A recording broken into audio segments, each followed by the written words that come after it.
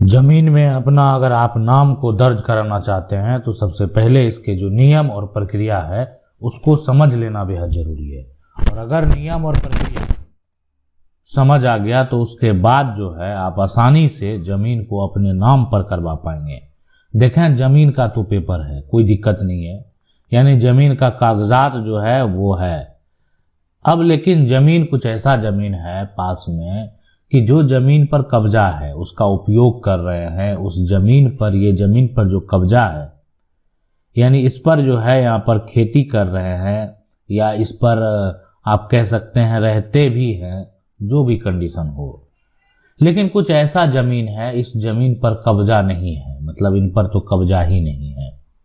ठीक है, ये जमीन मालिक है, इस पर किसी और का कब्जा है, ऐसा हो सकता है, कब्जा नहीं है, इनका कब्जा नहीं है, और ये कह रहे हैं इस जमीन पर कब्जा है जमीन का। लेकिन जितनी भी जमीन को आप देख रहे हैं सभी जमीन का कागजात है, मतलब जमीन के डॉक्यूमेंट में कोई दिक्कत नहीं है, जमीन के कागजात में कोई दिक्कत नहीं है। समस्या कहाँ है? समस्या है यानी कि कुछ ऐसा जमीन है जो जबरन दूसरे व्यक्ति ने कब्जा करके रखा है बहुत दिनों से, आज से नहीं है। अगर वो जमीन कब्जा करके कोई रखा है और जमीन का पेपर यानी जमीन का कागज आपके पास है, क्या करेंगे फिर?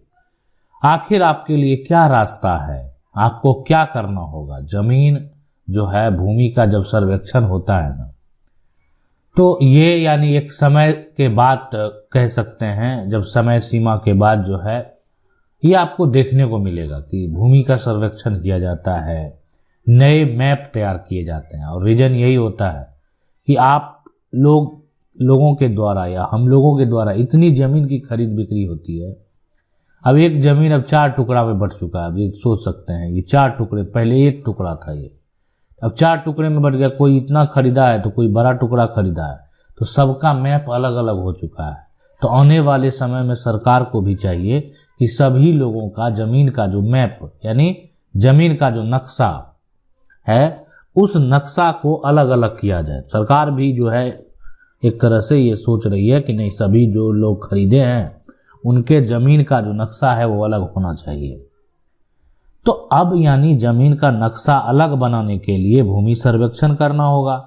उसके बाद जो ये लोग खरीदे हैं और जिनका जितना एरिया है उसके अनुसार जो है नक्शा तो भी तैयार होगा, साथ में जमीन का कागजात यानी कागजात भी तैयार होगा और वो नया कागजात तैयार होगा।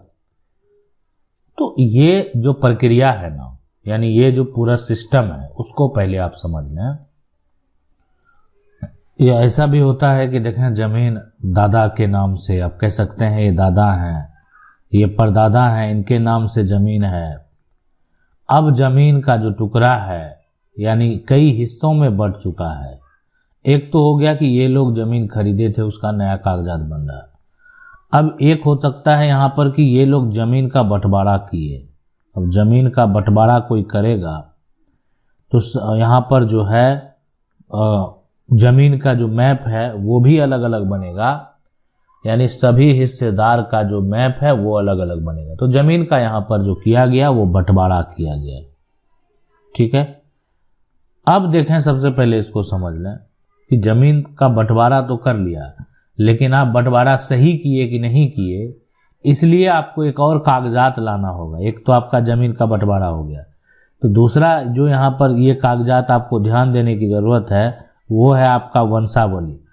इससे ये होगा ना कि आप सही किए कि नहीं किए। वंशावली में ऐसा नहीं, बहुत सारा लोग है और आप 2 भाई मिलकर जमीन को बांट लिए, यानी किसी के साथ धोखा तो नहीं किए हैं, ऐसा भी हो सकता है।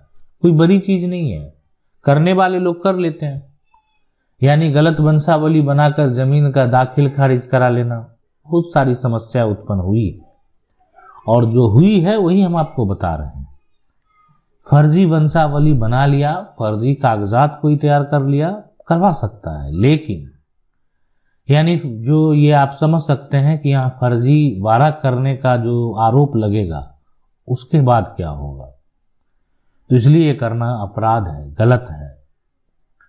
अब है कि मान लेते हैं जो जमीन का बंटवारा हुआ, जैसे भी हुआ, मान लेते हैं बंटवारा कोर्ट से भी होता है।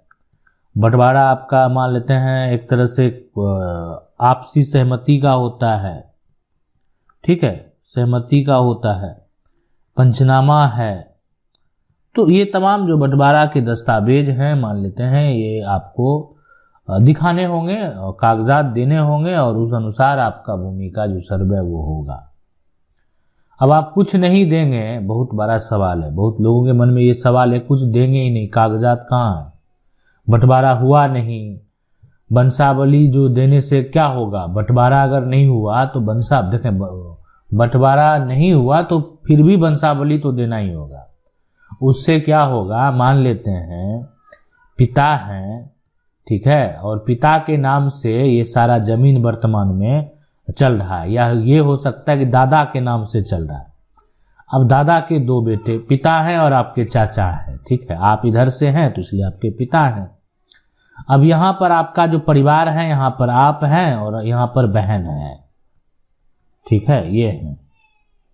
अब यहाँ पर चाचा की तरफ से जो है यहाँ पर इनका तो कह सकते हैं एक बेटा है, ये भी फिर भी बेटा है, और यहाँ पर जो है एक बेटी है, 2 बेटा 1 बेटी है। संपत्ति तो डिवाइड होगा। अब क्या होगा, आप आगे चल के मान लीजिए कोई कागजात आप दिए नहीं, पिता चाचा का बंटवारा का भी कागज नहीं दिए, हुआ ही नहीं है, जो हुआ मौखिक हुआ।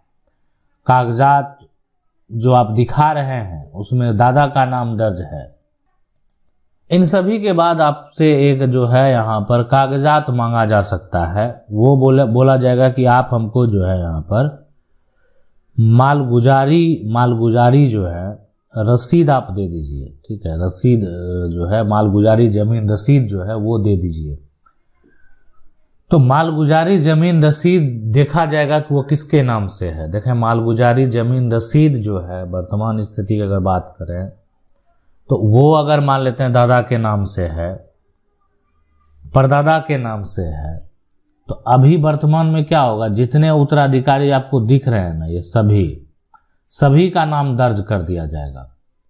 यानी आप हो गए, बहन हो गई, बेटा हो गया, बेटी हो गई। अगर मान लेते हैं पिता चाचा का बंटवारा हो जाता तब ये क्या होता कि जो इनके बच्चे हैं इनका नाम अलग दर्ज होता, चाचा जो है उनके बच्चे हैं उनका नाम अलग दर्ज होता, या पिता चाहते तो अपने नाम पर करवा लेते, अगर पिता जीवित होते, चाचा जीवित होते तो उनके नाम पर वो सारा प्रक्रिया हो जाता, दर्ज हो जाता।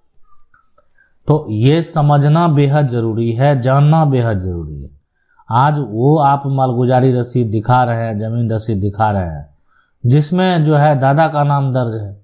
अब दादा का नाम दर्ज है तब वहां से, ठीक है, बंटवारा तो आपने किया नहीं, जितने उत्तराधिकारी होंगे उनका नाम जो है वो दर्ज हो जाएगा। यानी जो भी उत्तराधिकारी है कानूनी तौर पर उनका नाम वहां पर जो है दर्ज किया जाएगा। अब एक बड़ा सवाल है और समझने की जरूरत है, जानने की जरूरत है, वो ये है, अब एक सबसे बड़ा समस्या जो आ सकता है आपके मन में आ रहा होगा या आपके मन में सवाल होगा ना, तो आप क्या करें, कानून की 99 जो है उसको सब्सक्राइब भी कर लें और कमेंट में जाकर जो अपना समस्या है ना उसको लिख सकते हैं। हम उस समस्या का हल जल्द से जल्द करेंगे। देखें आपका समस्या ये हो सकता है कि मेरा जो जमीन है उसका दाखिल खारिज नहीं हुआ, इसके बारे में भी हम आपको बताएंगे। आपका ये समस्या हो सकता है कि मेरा जो जमीन है उस पर केस चल रहा है, यानी कोर्ट में केस है, तो कैसे होगा। आपका ये समस्या हो सकता है कि मेरा ये जमीन है ही नहीं, मेरे पास सिर्फ कब्जा है और मेरे पास कोई कागजात नहीं है, ये जमीन किसके नाम से होगा। आपका ये सवाल हो सकता है कि मेरे पास जमीन का पर्चा है और इस पर्चा के आधार पर जो है ये जमीन अब किसका होगा। आपका ये सवाल हो सकता है कि मेरे पास जमीन का सिकमी खतियान है ना। उसके बाद यानी अब आगे क्या होने वाला है, तमाम जो समस्याएं हैं उस समस्याएं का हल कैसे होने वाला है।